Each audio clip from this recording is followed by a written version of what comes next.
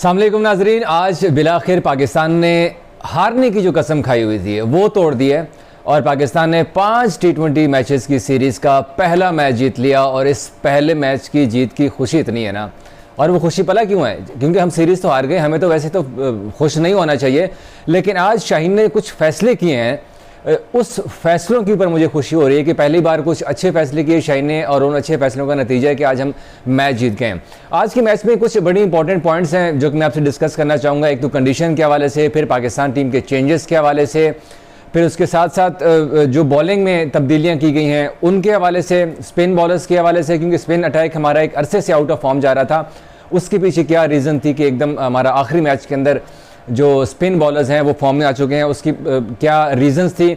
इसके साथ साथ रोटेशन पॉलिसी की मैं बात करूंगा।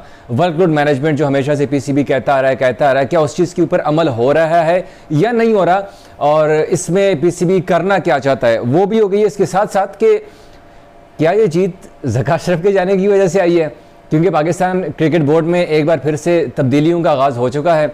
ज़का अशरफ साहब रिज़ाइन कर चुके हैं और जैसे ही उसने रिज़ाइन किया है पाकिस्तान मैच भी जीतना शुरू हो गए।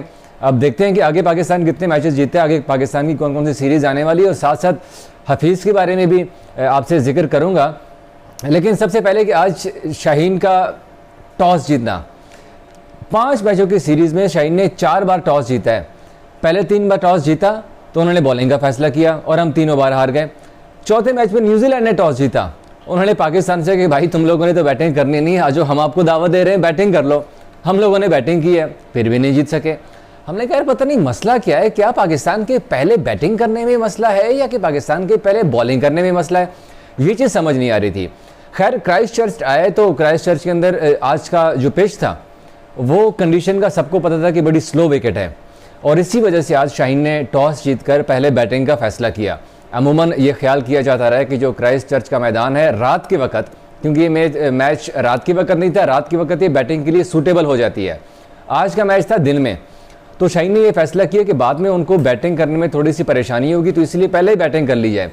खैर वही हुआ, शाहीन का डर भी बड़ा वैलिड पॉइंट था उसका, और जब पाकिस्तान ने बैटिंग का आगाज़ किया तो तब से ही पता चल गया था कि बैटिंग बड़ी स्लो विकेट है ये।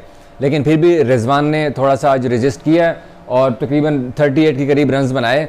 इसके साथ साथ जो हसीबुल्लाह है, हाँ रिजवान ने 38 बॉल्स पे 38 बनाए, बाबर ने 24 गेंदों पे 13 और फ़खर जमान ने 16 गेंदों पे 33 रन बनाए, 4 छक्के लगाए, ये भी मैं डिस्कस करूंगा आपसे। लेकिन इससे पहले हसीबुल्लाह को डिस्कस करते हैं कि आज साइम अयूब को 4 मैचेस के अंदर मुसलसल मौके दिए गए, उन्होंने अवेल नहीं किए मौके। बड़ी गोल्डन अपॉर्चुनिटी थी साइम के पास इंटरनेशनल एरिना में अपना नाम बनाने का, अपना जलवा दिखाने का, क्योंकि लीग्स में तो वो बहुत कुछ कर गए लेकिन इंटरनेशनल एक्सपोजर उसका नहीं था, और इंटरनेशनल क्रिकेट का प्रेशर ही अपना होता है। वो प्रेशर खैर साइम अयूब हैंडल नहीं कर सके और हमने हसीबुल्लाह को मौका दिया। और हसीबुल्लाह आपको पता है कि अंडर 19 वर्ल्ड कप में भी सेंचुरी करके आए हैं और यहाँ से डोमेस्टिक में बड़ी अच्छी फॉर्म आ रही थी उसकी। इसी फॉर्म की बेस के ऊपर हसीबुल्लाह को आज खिलाया गया, उन्होंने डेब्यू था उनका मैच, लेकिन बदकिस्मती से उनका डेब्यू वैसे नहीं हुआ जो कि आम खिलाड़ियों का ख्वाब होता है।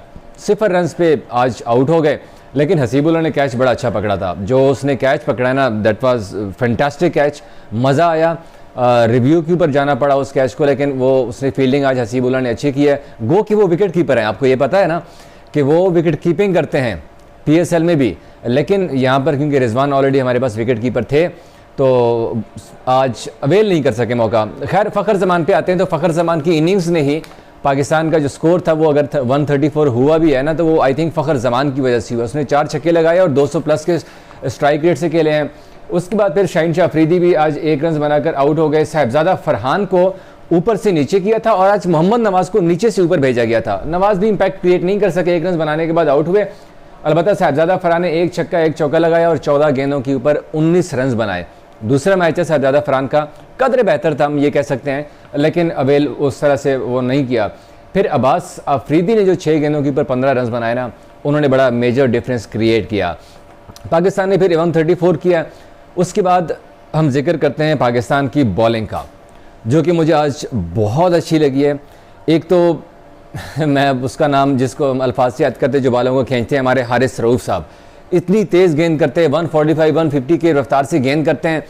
लेकिन उनको सबसे ज़्यादा मार पड़ी इस सीरीज़ में। 4 मैचों में उनको मौका दिया गया। शाहीन शाह अफरीदी के बड़ी भी हैं, लाहौर कलंदर्स भी उनके साथ खेलते हैं और शायद अच्छी दोस्ती की वजह से शाहीन उनको बार बार मौका देते रहे, लेकिन बिलाखिर कब तक?